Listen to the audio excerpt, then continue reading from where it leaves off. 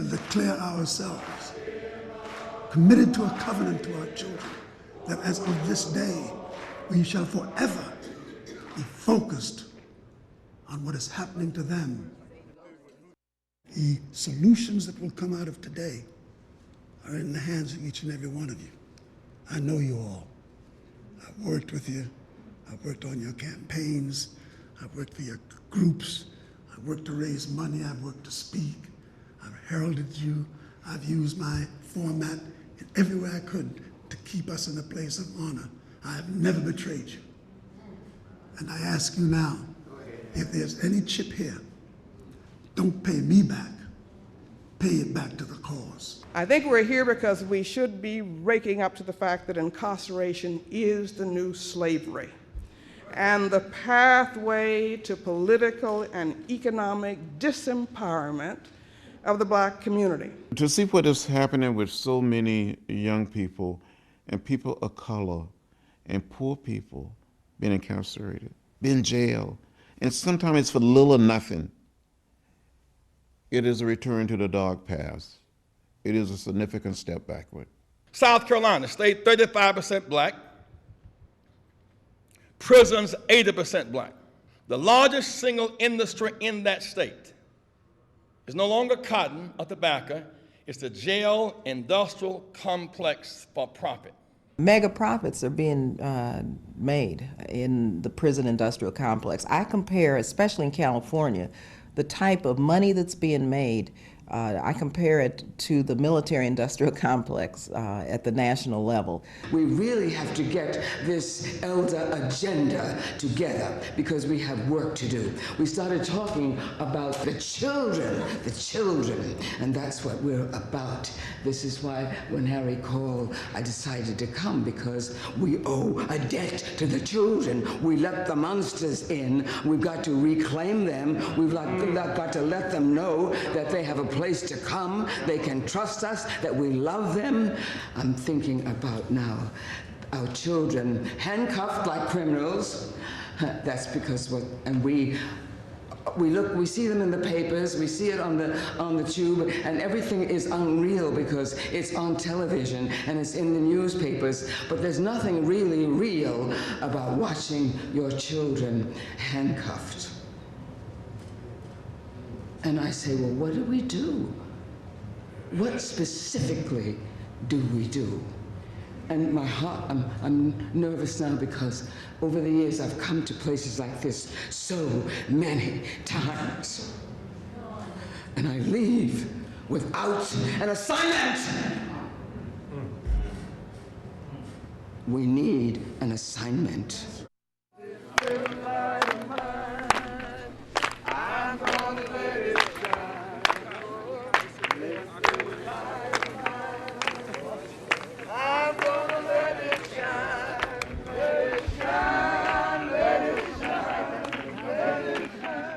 I walked into a hotel room on a mission, tired, started to hang my clothes up and like I always do, put on the TV. And when I paid attention to what had come up on the screen, I hadn't even switched the channel. It was just where the channel was. And what I saw was a piece of news footage. It was talking about the incarceration of a little child, 5-year-old girl in Florida. The pictures showed her being handcuffed, and her charge was that she had been unruly. These communities that are suffering of incarceration, we must stand up. When we see children going to prison, being arrested, we got to stand up. They're not playing with us, people. Tell them you don't want that 40 acres and mule. You don't need that Condoleezza Rice. You don't need that Clarence Thomas. You don't need that Colin Powell. You don't need that George Bush. Tell them we come from the 80s and we got big clocks like Flavor Flav, and we know what time it is. Come on. Tell them it ain't game time.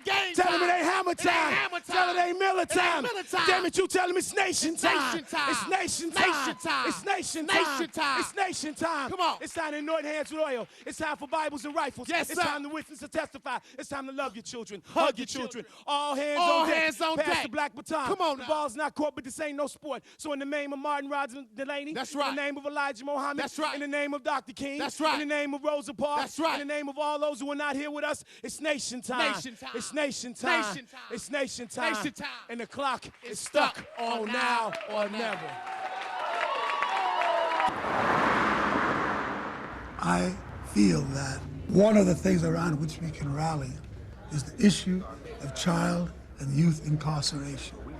If we can attack and focus on that problem, on that image of that 5-year-old and 8-year-old and 10-year-old child in handcuffs, that ain't about politics, that's about our humanity. Right now, in the state of Maryland, they're getting ready to propose new legislation in the state assembly lowering the sentencing age of youthful offenders as adults. And I'm sure it's going to happen in your jurisdictions as well. So let's not focus on a minimum age. That's what I would say.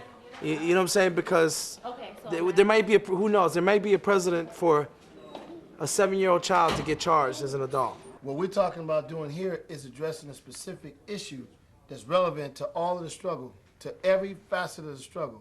So if we talk about incarceration of our youth, that involves everybody in the community. This is a time to check everybody out. The American Indian, or the indigenous person of the Western Hemisphere, was the first prisoner. You know, we fought on this land and we're imprisoned in the forts, and we've been prisoners in our own land for, you know, hundreds and hundreds and hundreds of years, and we see incarceration in a whole total different perspective. I think it's important to motivate the youth. The energy that youth has is really so necessary to get things done. What they need is direction. We have to point them in the right direction, and then they will go and do it. And they'll do it fast. It's very important that the poor white people be brought into what is movement building and justice work. And black, brown, poor, white, if that can come together across those divides, you know, then we've got the makings of something really powerful. The county that I grew up in has been dependent on coal for 100 years, and that economy is pretty much gone at this point, although the coal is still being taken out as much or more as it ever has been, but the practices they use to get the coal don't employ hardly anybody. It's almost entirely machines. And so trying to figure out what the next choice will be for the economy. We've been offered prisons. Probably the most greatest thing that each and every one of you can take out of this gathering, and that is commitment. We want you, as young people, to know that you think this is my last time I see all these nice people, yeah, I'm gonna go home and do what do I have to do? Nah, we don't want you then. We want you to be in this movement for life. Great meeting you, man. Give me a hug. I told Harry that I was ready to get back to work and start, you know, helping people. And I'm really excited about this cause and about the work and about helping people and all this other stuff and about getting out there and making some sort of change. I feel like it's going to really happen. I think a lot of people are starting to understand that this is not just about Mr. B bringing us here together. It's about us having personal responsibility and fulfilling our duty to go out there and do what's necessary to keep our communities together and bring peace to our people. I flew to South Africa, and I took counsel with my elder, Nelson Mandela, a man who had served 27 and a half years of his life in prison. And I asked him to give me a message for this moment. And I tell you, he said, let not the prisons of America be wasted. You can cage the singer, but you cannot cage the song. And I am convinced that this humble beginning is a symbol of passing on the legacy and creating an environment of opportunity, not just here, but everywhere in the world.